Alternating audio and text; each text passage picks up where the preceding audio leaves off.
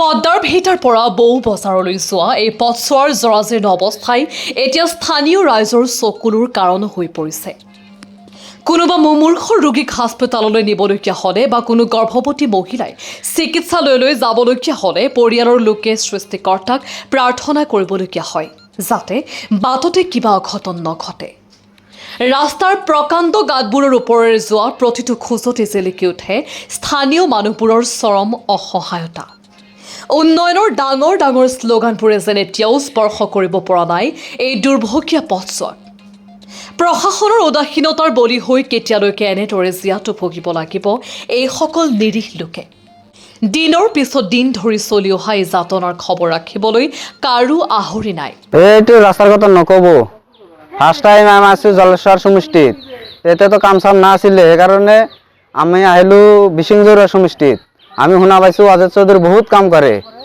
তেতিয়া first time আমি vote দিছোঁ। এইবাৰ ভোট দিয়াৰ পিছত চালোঁ অজিত চৌধুৰী বহুত কাম কৰে, সেইকাৰণে ভোট দিছোঁ আমি। আমাৰ গাঁৱৰ সব মানুহে ভোট দিছে, কিন্তু আজিকালি ভোট দিয়াৰ সময় আহিছিল, কিন্তু আজিকালি অজিত চৌধুৰী এতিয়ালৈকে আমি দেখা নাই।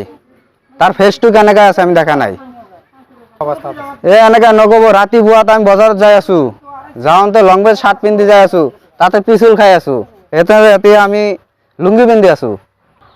অলপমান বৰষুণ দিলে আৰু এনেকৈ হয়, যাতে গাঁটা খান্দি থাকে আৰু বাইক চাইক নাযাব নোৱাৰে, এনেকৈ ৰাস্তা হৈ গৈছে একদম। হয়, এইটো মূল ৰাস্তা, ইয়াতে গুৱাহাটীলৈকে যোৱাৰ ৰাস্তা। এইটো ৰাস্তা হাই ৰোড, মানে 4 কোটি টকাৰ চেংচং আছিলে। এই ৰাস্তাটো মানে আহিছিল ৰাস্তাটো কাম কৰিবলৈ। এই ঠিকাদাৰে 10 গাড়ী 20 গাড়ীমান মাটি ফলাইছে, পেলাৰ পিছত সেই ঠিকাদাৰৰ গুচি গ'ল আৰু 40% পইচা তুলি লৈ গুচি গৈছে। এতিয়া আৰু এই ৰাস্তাটোৰ অৱস্থা এনেকুৱা হৈ আছে। এতিয়াতো মানে আমি খোজকাঢ়িব নোৱাৰা হৈছোঁ, খোজকাঢ়িব নোৱাৰা হৈ গৈছে একদম। পৰা বৰবজাৰটো মানে একেবাৰে এনেকুৱা ৰাস্তা, মানে মানুহৰ ইমান কষ্ট হৈছে যে খোজকাঢ়িব পৰা নাই। এতিয়া চৰকাৰক এইটো আহ্বান জনাই আছোঁ যে আমাৰ এই ৰাস্তাটো অতি সোনকালে যাতে আমাৰ মানে সুবিধা কৰি দিয়ে, আমি সকলোৱে যেনে মিলিমিলিতে মানে চলিব পাৰোঁ।